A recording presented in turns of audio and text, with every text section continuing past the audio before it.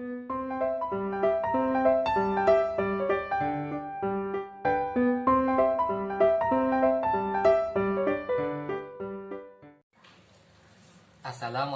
warahmatullahi wabarakatuh. Alhamdulillah teman-teman, kembali lagi bersama saya M. Yasir Arafat dari Prodi PLB yang pada tahun ini sudah menjadi 3A ya, PLB 3A. Sudah lama nih teman-teman saya tidak membuat video materi seperti ini, sudah hampir 1 tahun ya gitu. Alhamdulillah pada kesempatan yang berbahagia pada hari ini saya akan menjelaskan materi pendidikan tunanetra ya, yang diampuh oleh dosen Ibu Sugihartati. Baik, materinya sangat bisa membantu dalam pendidikan tunanetra, terutama bagi pengajar. Berikut adalah materi yang akan saya sampaikan. Pertama adalah definisi dan pengertian tunanetra. Yang kedua adalah identifikasi tunanetra. Yang ketiga adalah kriteria tunanetra. Yang keempat adalah klasifikasi tunanetra. Yang kelima adalah karakteristik ketunanetraan. Dan yang keenam adalah faktor penyebab terjadinya ketunanetraan. Oke.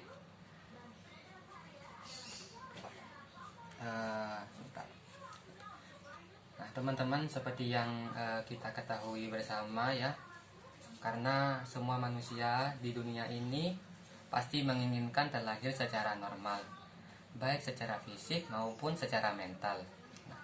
Karena pada dasarnya manusia itu adalah makhluk sosial. Namun keinginan tersebut itu hanyalah keinginan semata, karena pada kenyataannya tidak jarang dari mereka yang terlahir dengan kondisi yang tidak normal ya, baik secara fisik maupun secara mental. Nah, akan tetapi mereka tetaplah manusia yang ingin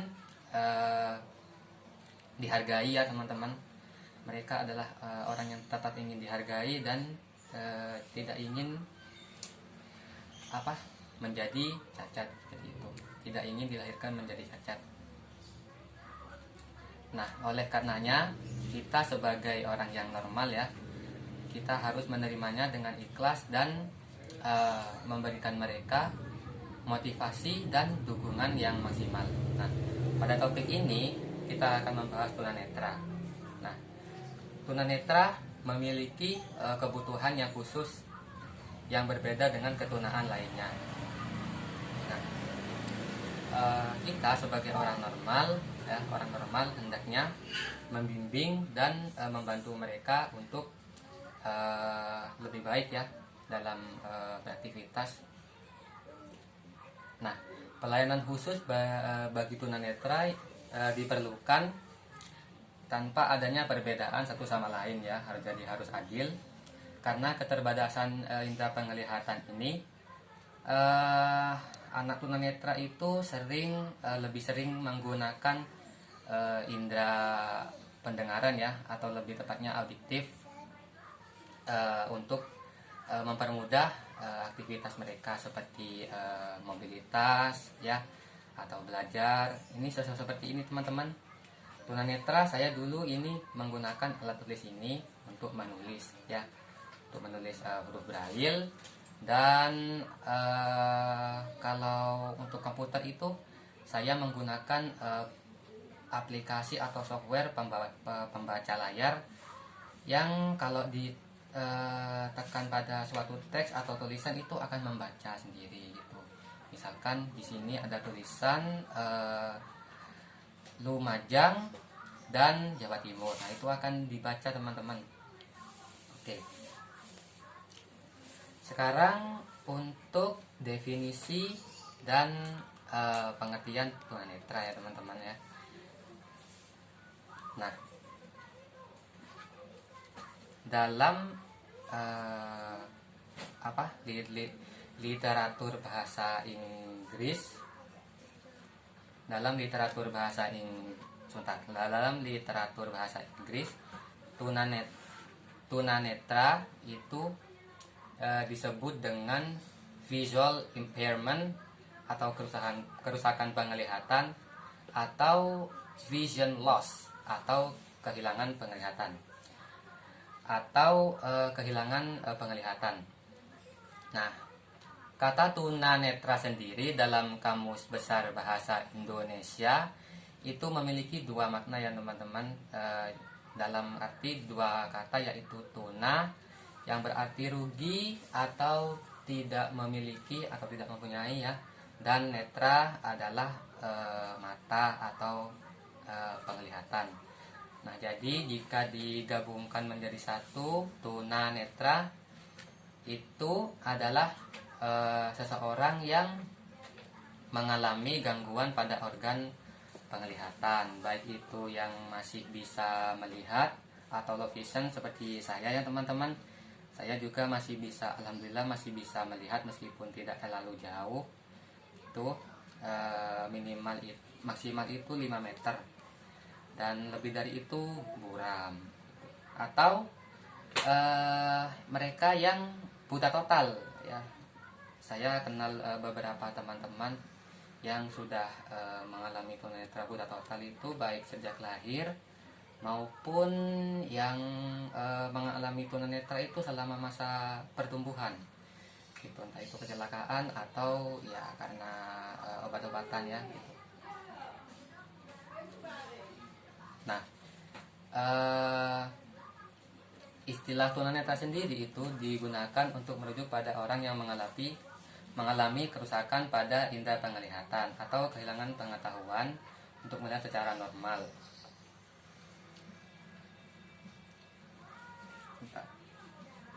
Nah, sehingga penyandang tunanetra ya itu sulit untuk melakukan kegiatan atau aktivitas yang sulit melakukan kegiatan aktivitas seperti yang dilakukan oleh orang normal. Nah, karena itu mereka membutuhkan pelayanan khusus untuk membantu mereka dalam melakukan aktivitas seperti belajar, bepergian, cara berinteraksi, dan sebagainya. Baik. Kemudian poin selanjutnya adalah identifikasi tunanetra ya teman-teman. Nah, identifikasi tunanetra dapat dilihat secara anatomis dan fisiologis, yang maksudnya ini menyangkut struktur anatomi dan organ mata. Nah, sehingga tunanetra dapat dikatakan adalah kerusakan pada organ mata yang mengakibatkan gangguan pada fungsi penglihatan. Nah, tunanetra pada secara anatomis dan fisiologis dapat dibedakan menjadi beberapa bagian, yaitu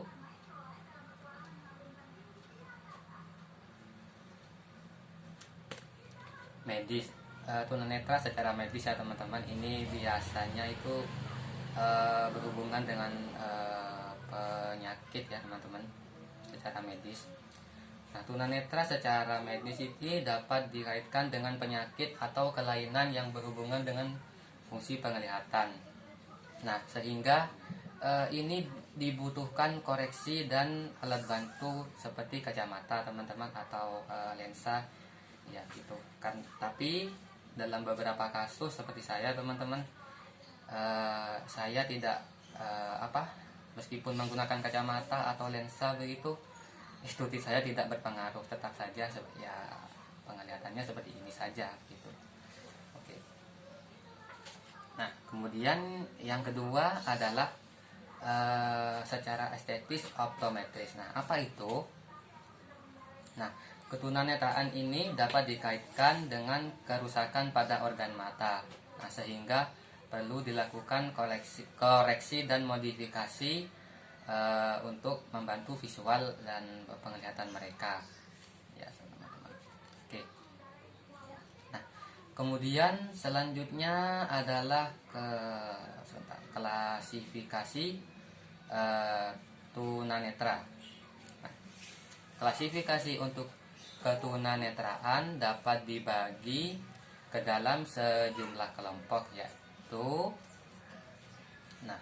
Kelompok pertama adalah yang memiliki penglihatan hampir normal. Nah, tetapi memerlukan koreksi lensa serta alat bantu seperti kacamata atau lensa seperti tadi teman-teman. Nah, ini mereka itu sebenarnya penglihatannya cukup jauh, tapi ya seperti itu karena gangguan penglihatan mereka membutuhkan alat bantu. Nah, selanjutnya adalah tunanetra yang memiliki ketajaman penglihatan sedang atau kurang dan memerlukan pencahayaan ekstra serta alat bantu. Nah, kalau diibaratkan kepada saya teman-teman, saya juga kalau menulis atau melihat buku itu ya, kalau yang tulisannya kecil atau membaca Al-Quran itu harus didekatkan seperti ini teman-teman, dan membutuhkan pencahayaan atau cahaya yang ekstra gitu, seperti di dekat jendela. Dulu kalau saya masih mengaji itu sering duduk di dekat jendela agar ya tulisannya itu terang gitu, serta tulisannya itu harus besar-besar itu teman-teman. Oke.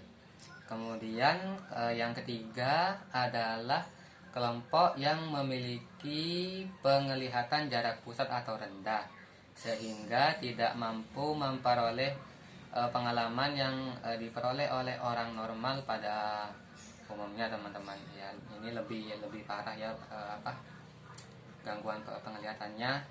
Jadi ini bukan termasuk penglihatan normal lagi, tapi lebih rendah penglihatannya, dan ya seperti itu. Oke, yang kelompok yang keempat adalah mereka yang memiliki penglihatan yang lebih buruk dan perlu alat bantu. Ini ya alat bantunya itu seperti tadi, tapi penglihatannya itu lebih buruk, hampir mendekati ya seperti saya teman-teman, low vision itu. Kemudian kelompok yang berikutnya, yang terakhir adalah kelompok yang tidak memiliki sisa penglihatan ya, atau buta total. Jadi semuanya itu gelap ya, gelap seperti kalau kita memejamkan mata itu gelap. Nah, jadi mereka meskipun memakai alat bantu itu tidak bisa karena ya sudah buta total teman-teman begitu ya. Jadi mohon dijaga ya teman-teman bagi yang masih normal, terutama yang masih normal begitu ya.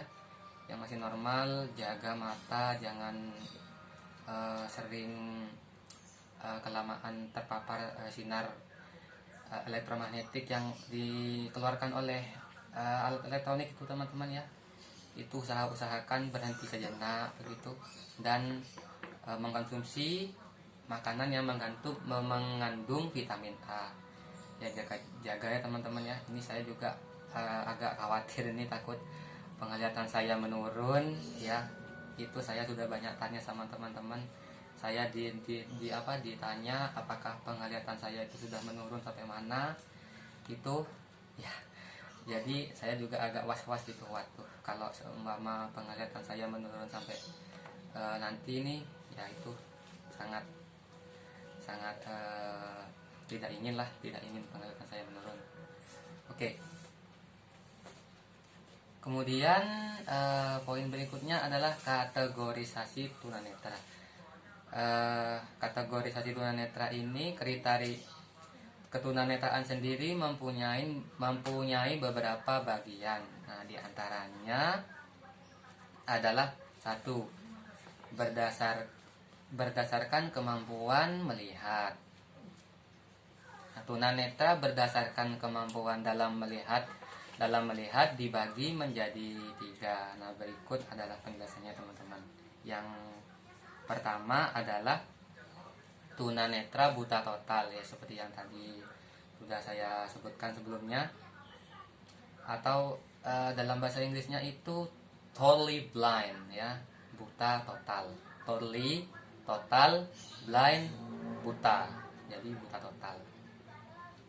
Nah, tunanetra buta total ini adalah kondisi penglihatan yang tidak dapat melihat dua jari di depan mata, ya seperti ini, tidak bisa melihat cahaya atau bahkan tidak bisa melihat apapun sama sekali. Nah, tunanetra buta total ini tidak bisa membaca huruf selain huruf braille, ya, dengan meraba seperti ini, ya, dengan tangan, ya seperti itu. Kemudian yang kedua adalah tunanetra setengah berat, yaitu mereka yang kehilangan sebagian daya penglihatan. Mereka itu biasanya menggunakan kaca pembesar, ya teman-teman, untuk membantu mereka dalam membaca tulisan yang tentunya harus dicetak tebal gitu agar lebih terlihat. Kemudian yang ketiga adalah tunanetra kurang penglihatan atau low vision. Nah, ini seperti saya, teman-teman, seperti saya. Nah, low vision itu adalah rendah vision penglihatan. Jadi penglihatannya itu rendah. Sebentar.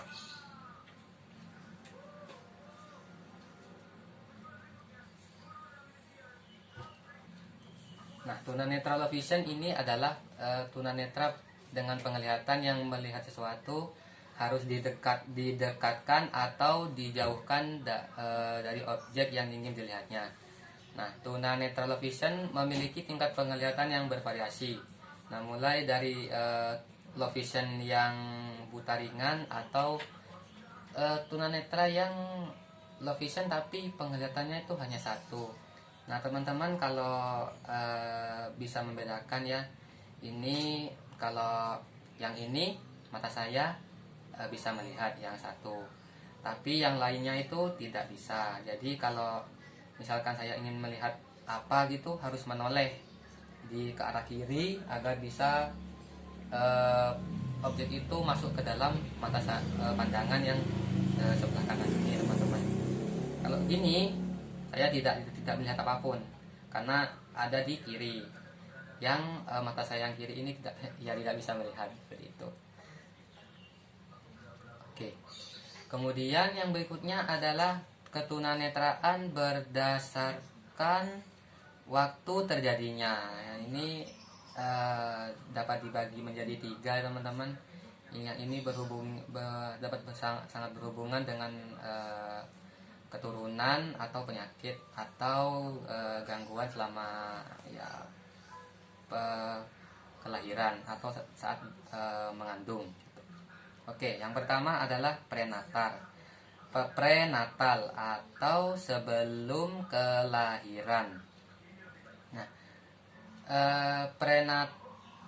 prenatal adalah ketunanetraan yang terjadi di saat anak itu masih belum lahir atau di dalam kandungan. Nah, ini sangat erat kaitannya dengan kondisi anak sebelum dilahirkan, yaitu faktor keturunan atau gen, kondisi kesehatan ibu, kekurangan gizi, kekurangan obat atau terkena virus dan sebagainya. Nah, jadi bagi ibu hamil ini ya sangat saya usahakan untuk menjaga sekali kandungannya. Jangan memakan makanan yang terlalu memiliki kandungan tertentu yang dapat membahayakan kesehatan bayi, ya, dan juga harus sering-sering diperiksakan ke dokter, ya teman-teman, biar kesehatannya itu selalu terpantau gitu, tidak hanya berat badan saja tapi juga kesehatan secara keseluruhan baik itu ibu maupun bayi. Nah, yang kemudian yang kedua adalah neonatal atau natal. Nah, kenapa disebut dari tadi itu ada kata natalnya? Karena Natal itu, ya, seperti yang teman-teman ketahui adalah hari kelahiran, ya, kelahiran di agama Kristen itu. Jadi kenapa ada kata Natalnya? Kembali lagi ke Natal atau neonatal adalah ketunanetraan yang terjadi di saat anak dilahirkan. Beberapa faktor anak mengalami ketunanetraan ini adalah anak lahir sebelum waktunya, posisi bayi yang tidak sesuai, lahir sesar ya teman-teman, atau dengan alat bantu dan sebagainya. Jadi saat kelahiran itu usahakan memilih tempat kelahiran yang sudah terjamin gitu teman-teman ya, agar tidak ada komplikasi atau masalah saat kelahiran gitu. Kemudian yang ketiga adalah postnatal atau setelah kelahiran. Post setelah, pasca, natal kelahiran. Nah, postnatal ini adalah ketunanetraan yang terjadi sejak atau setelah bayi lahir. Nah, ini terjadi akibat panas badan yang terlalu tinggi, salah obat-obatan, kekurangan vitamin, kecelakaan yang sifatnya itu fatal teman-teman. Jadi hati-hati bagi ibu ya yang sudah mempunyai anak itu, hati-hati, jangan sampai luput perhatiannya dari anak itu teman-teman ya, dari buah hatinya. Oke. Kemudian berikutnya adalah berdasarkan tingkat ketajaman penglihatan. Oke, ketajaman penglihatan ini tunanetra berdasarkan tingkat ketajaman penglihatan memiliki beberapa tingkat dalam segi ketajaman penglihatan.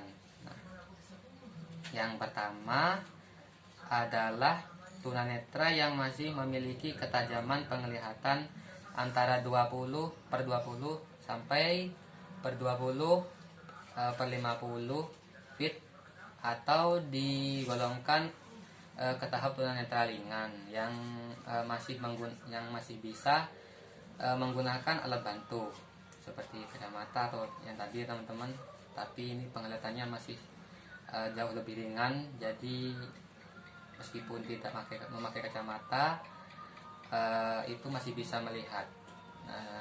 Sedangkan untuk membaca atau melihat yang kecil itu harus memakai alat bantu. Kemudian yang kedua adalah tunanetra yang masih memiliki ketajaman penglihatan antara 20/70 feet yang melalui perbaikan. Nah, ini juga disebut low vision lagi ya teman-teman, low vision. Nah, kemudian yang ketiga adalah ketunanetraan yang memiliki ketajaman kurang dari 20/200 atau memiliki bidang penglihatan yang 20 derajat. Jadi penglihatannya itu sangat rendah sekali, tapi masih bisa membedakan antara gelap dan terang. Jadi kalau dia tahu itu kalau siang atau malam atau saat lampu mati itu dia masih tahu gitu. Dia masih bisa membedakan antara gelap dan terang, tapi ya itu penglihatannya itu sudah sangat rendah gitu. Kemudian yang keempat adalah tunanetra yang memiliki tingkat ketajaman 0 feet atau buta total gitu teman-teman. Oke. Buta total ini sudah tidak bisa melihat apapun ya. Nah, kemudian yang berikutnya adalah karakteristik tunanetra. Nah, karakteristik penyandang tunanetra ini memiliki karakteristik yang tentunya berbeda dengan orang normal pada umumnya. Hal ini diakibatkan oleh keterbatasan penglihatan, sehingga mereka tidak dapat melakukan aktivitas yang sesuai ya dan yang diharapkan bagi diri mereka dan masyarakat. Jadi seperti membaca atau menonton TV atau berjalan atau melakukan mobilitas itu mereka sangat kesulitan ya teman-teman. Jadi harus menggunakan tongkat gitu. terutama kalau tunanetranya itu yang sudah sangat buruk gitu teman-teman, hampir mendekati buta total, itu mereka sering menggunakan tongkat untuk mobilitas dan lebih sering menggunakan huruf braille gitu. Nah, karakteristik tunanetra ini dapat dibedakan menjadi dua kategori dasar, yaitu secara fisik dan psikis atau mental. Nah, keterbatasan penglihatan sejak lahir akan sangat berpengaruh pada anak tunanetra dan mengganggu perkembangan motorik pada anak, seperti gerakan tubuh yang kaku, sulit berjalan lurus ke depan. Ciri-ciri fisik kebanyakan tunanetra itu sama teman-teman, kecuali di bagian mata, seperti bola mata yang tidak pernah bergerak atau kelopak mata yang tidak pernah berkedip. Nah, gitu. Nah, untuk tunanetra yang low vision sendiri itu ciri-ciri fisiknya juga hampir sama ya teman-teman, tapi mereka itu seperti lebih sering menggosokkan mata begitu, atau kalau melihat sesuatu itu sering memicingkan mata atau membelalakan mata. Nah, atau ketika melihat cahaya itu seperti ini teman-teman, lebih hilau gitu ya. Jadi mereka itu lebih memicingkan mata agar lebih bisa melihat gitu teman-teman. Oke. Nah, dari segi pengalaman, tunanetra total sejak lahir itu tidak memiliki gambaran atau konsep dari suatu objek. Sementara tunanetra low vision atau ketunanetraan yang terjadi di masa dewasa masih memiliki konsep dan gambaran dari suatu objek. Nah, karena mereka itu sudah pernah melihat sebelumnya. Nah, jadi tunanetra yang total terutama sejak lahir itu mereka tidak bisa membayangkan sesuatu atau objek. Ya, karena sudah dari lahir tuh mereka sudah tidak bisa melihat apapun, jadi bayangan di pikiran mereka itu tidak ada. Dan saya pernah mendengar cerita dari salah satu teman, yaitu kalau mereka mimpi waktu tidur itu semuanya itu gelap, sama seperti kalau mereka di dunia nyata teman-teman, mereka mimpinya itu gelap, hanya bisa mendengar suara. Nah, sementara yang tunanetra yang masih bisa melihat atau low vision, atau tunanetra yang terjadi di masa pertumbuhan seperti sekolah atau SMP atau SMA, itu mereka masih memiliki gambaran atau konsep dari suatu objek, seperti pemandangan, gunung, matahari, seperti itu teman-teman. Nah, kemudian yang berikutnya adalah karakteristik secara psikis atau mental. Nah, ini sulit terlihat kecuali kita langsung melihat sendiri tingkah laku tunanetra seperti itu. Nah, anak yang mengalami keterbatasan penglihatan memiliki beberapa karakteristik yang sedikit berbeda. Nah, karakteristik tersebut merupakan implikasi dari kehilangan informasi secara visual. Nah, jadi mereka itu perilakunya itu sedikit berbeda dari kebanyakan anak pada umumnya ya teman-teman. Oke.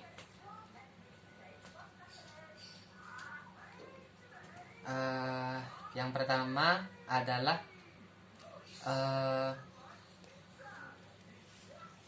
sebentar.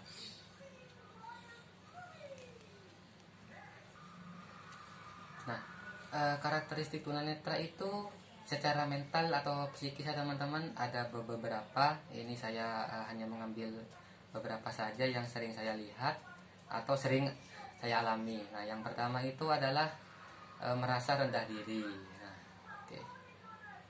Nah, keterbatasan penglihatan visual dapat berdampak pada konsep diri tunanetra, yaitu perasaan rendah diri untuk bergaul dan berkompetisi atau bersaing dengan orang lain. Nah, hal ini karena penglihatan memiliki dampak yang cukup besar dalam memperoleh informasi, sehingga muncullah rasa rendah diri ketika anak tunanetra itu bergaul, terutama dengan mereka yang memiliki penglihatan yang masih normal gitu teman-teman ya. Jadi ya itu mungkin sudah kebanyakan tunanetra itu sering mengalami yang namanya rendah diri ya. Saya juga sering merasa rendah diri itu dulu karena ya penglihatan. Waktu kenapa saya tidak bisa melihat, kenapa saya itu sulit untuk menangkap sesuatu atau mengerti konsep dari suatu hal gitu, karena yaitu membutuhkan visual,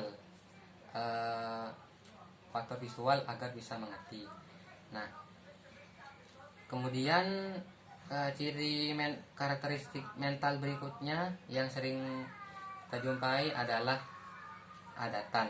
Nah, adatan ini adalah perilaku upaya bagi tunanetra untuk merangsang perilaku visualnya. Nah, contohnya seperti menggerakkan kaki saat duduk, menggelengkan kepala, atau menoleh pada sumber cahaya teman-teman. Itu sering mereka lakukan, terutama saya kalau melihat cahaya itu pasti noleh, oh di sana cahayanya.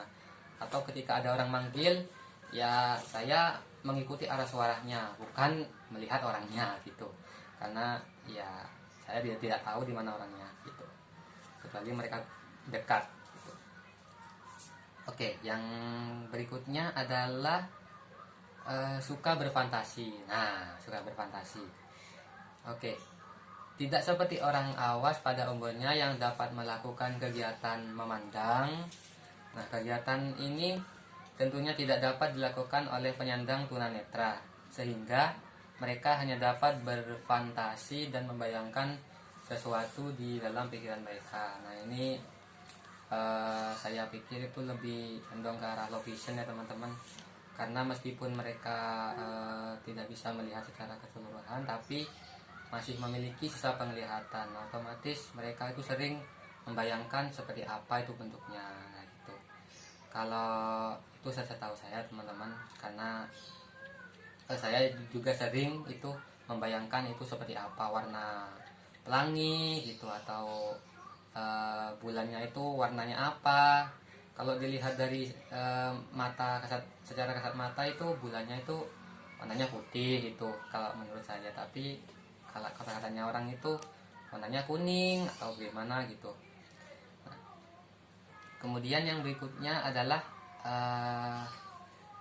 berpikir kritis. Ya, ini juga sering dilakukan oleh tunanetra karena berpikir kritis. Nah, keterbatasan visual ini memotivasi tunanetra dalam berpikir lebih kritis terhadap suatu permasalahan yang sedang terjadi. Mereka akan memecahkan masalah secara lebih fokus dan kritis berdasarkan informasi yang telah mereka dapatkan sebelumnya. Nah, tidak seperti orang normal ya, mereka kalau ingin mendapatkan informasi itu bisa dengan media visual ya, dengan melihat sesuatu atau gambar gitu. Sementara tunanetra hanya berdasarkan informasi yang mereka dengar atau yang mereka ketahui. Jadi seperti bola itu bentuknya bulat, tapi mereka itu tidak bisa membayangkan bulat itu seperti apa gitu, terutama yang total gitu teman-teman ya. Kemudian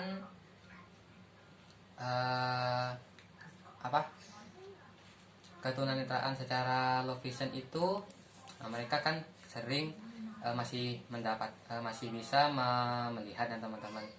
Nah, itu tapi mereka juga berpikir kritis karena yaitu tadi jarak penglihatan yang mereka miliki itu masih jauh, masih masih di bawah rata-rata teman-teman, masih rendah gitu. Jadi mereka tuh lebih fokus atau lebih kritis. Ini bentuknya seperti apa, atau ini di mana gitu teman-teman ya. Oke. Kemudian yang berikutnya adalah penyebab terjadinya ketunanetraan. Nah, ini penyebabnya ada sangat banyak ya teman-teman. Mulai dari penyebabnya itu mulai dari kelainan pada mata atau terkena penyakit. Gitu. Nah, orang dengan gangguan penglihatan memiliki faktor penyebab yang berbeda. Nah, anak yang berasal dari dalam diri mereka atau internal, atau yang berasal dari luar diri mereka atau eksternal. Nah, berikut ini adalah beberapa klasifikasi faktor penyebab terjadinya ketunanetraan. Oke, yang pertama ini kita bagi menjadi dua ya teman-teman. Yang pertama adalah faktor medis. Nah, ini ada hubungannya dengan kelainan. Oke. Yang pertama adalah faktor prenatal atau sebelum kelahiran. Nah, kembali lagi seperti yang sebelumnya saya sebutkan di atas. Nah, prenatal adalah penyebab tunanetra yang terjadi sebelum anak lahir atau pada masa anak masih di dalam kandungan. Nah, hal ini sangat erat kaitannya dengan masalah keturunan atau gen dan pertumbuhan seorang anak dalam kandungan. Nah, faktor prenatal berdasarkan periodisasinya dapat dibagi menjadi periode embrio, periode janin muda, dan periode janin aktini. Nah, pada tahap ini anak sangat rentan terhadap pengaruh trauma akibat guncangan bahan kimia. Nah, faktor-faktor lain yang menjadikan anak mengalami tunanetra pada masa prenatal berkaitan dengan kondisi anak sebelum dilahirkan. Nah, yaitu gen atau sifat pembawa keturunan, kondisi psikis ibu, kekurangan gizi, keracunan obat, terkena virus, dan sebagainya. Nah, jadi pada saat ibu sedang mengandung, terutama masa-masa awal akan menjelang masa persalinan itu sangat rentan sekali terkena gangguan yang menyebabkan ketunanetraan seperti tadi, teman-teman. Jadi sangat-sangat harus dijaga ketika ibu sedang mengandung, terutama bagi kaum wanita ya teman-teman. Ya, itu sangat harus dijaga sekali. Konsumsi makanan yang tepat, bervitamin, dan jangan sampai terpapar hal-hal yang dapat menimbulkan gangguan seperti terkena paparan gas beracun atau memakan sesuatu yang mengandung bakteri atau memakan makanan yang sudah kadaluarsa ya teman-teman. Jadi jangan, usahakan membeli saja makanan yang fresh atau segar gitu. Nah, kemudian yang kedua adalah natal, neonatal atau saat kelahiran. Seperti tadi ya, natal, kelahiran itu. Nah, beberapa faktor ketunanetraan pada tahap ini meliputi anak sebelum waktunya atau prematurity, lahir sesar, posisi bayi yang tidak normal atau sungsang itu, usia ibu saat kelahiran, salah penanganan, kesehatan bayi, dan sebagainya.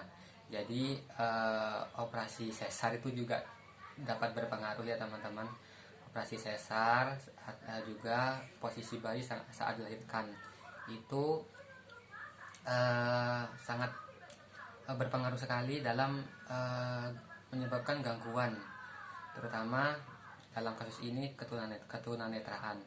Belum lagi kesehatan ibu dan kesehatan bayi pada saat persalinan dan usia ibu pada saat melahirkan. Jadi usia ibu yang tua di atas 40 ke atas, di atas 40 tahun itu lebih berisiko terkena gangguan. Jadi iya,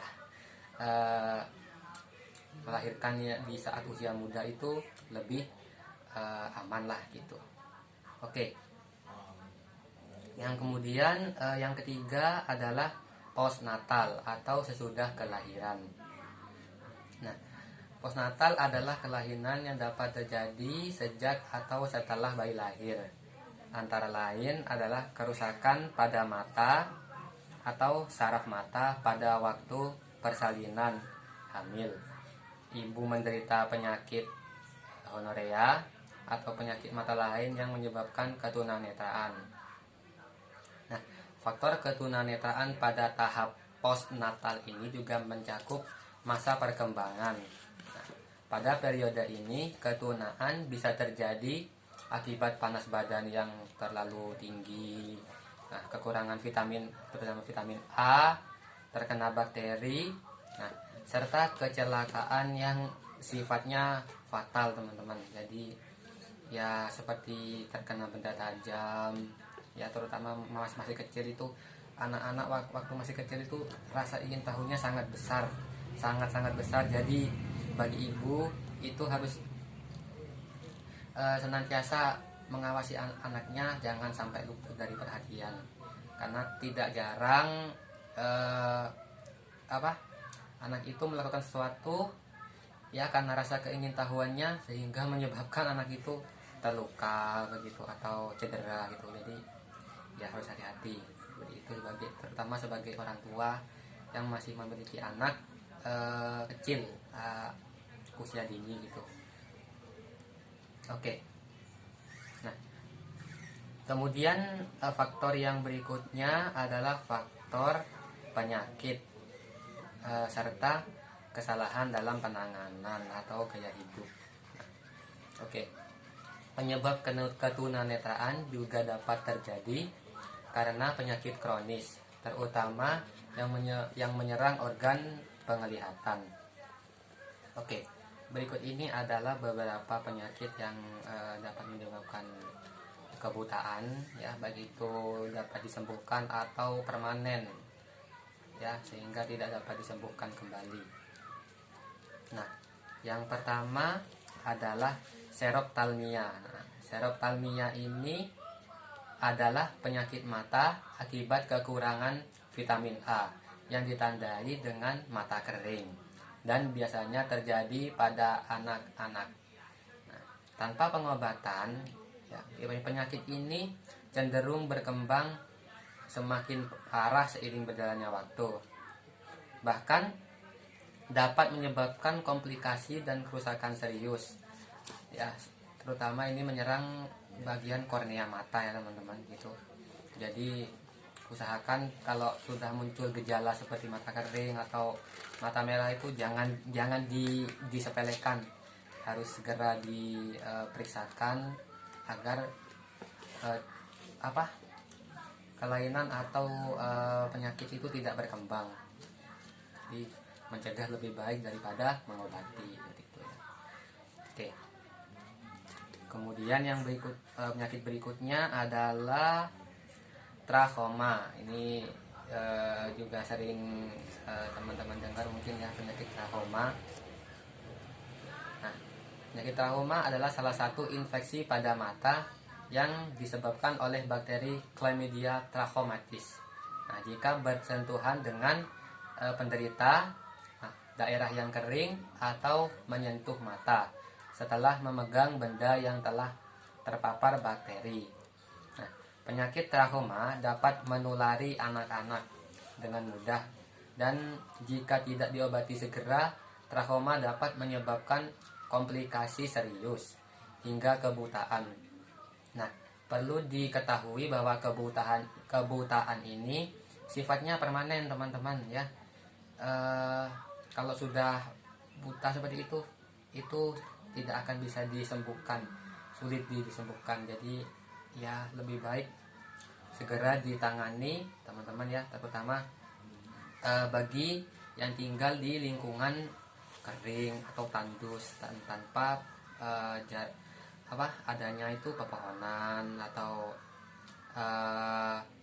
sumber air itu kurang ya, pokoknya lingkungannya itu yang tandus seperti itu.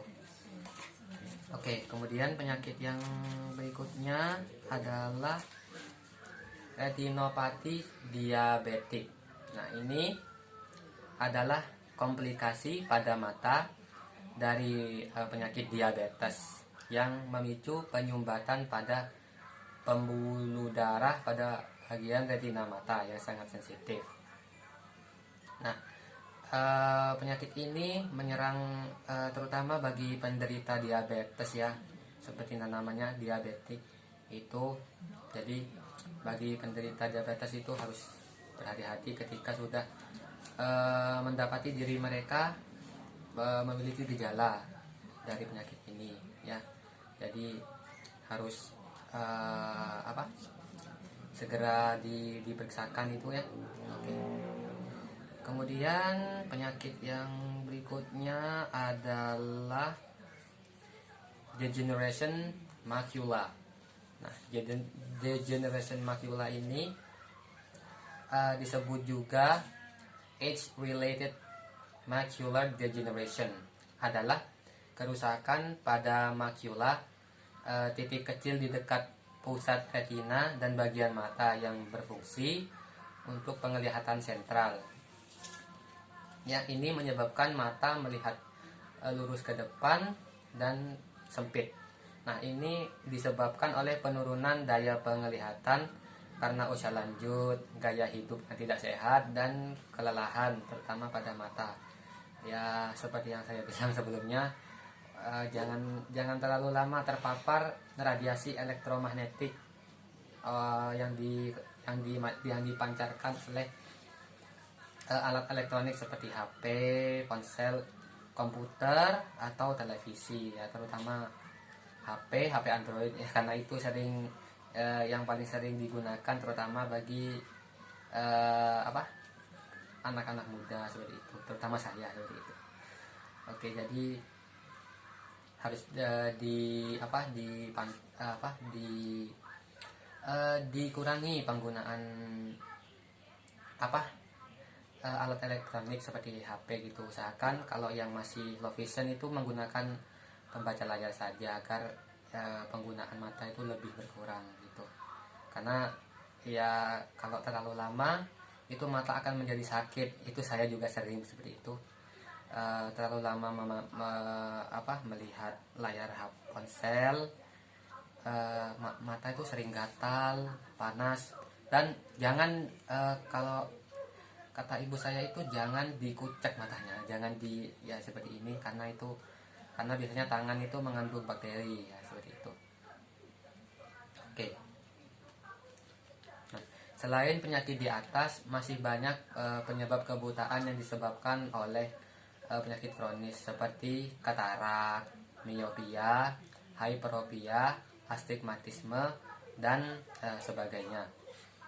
Nah, dengan mengetahui hal tersebut,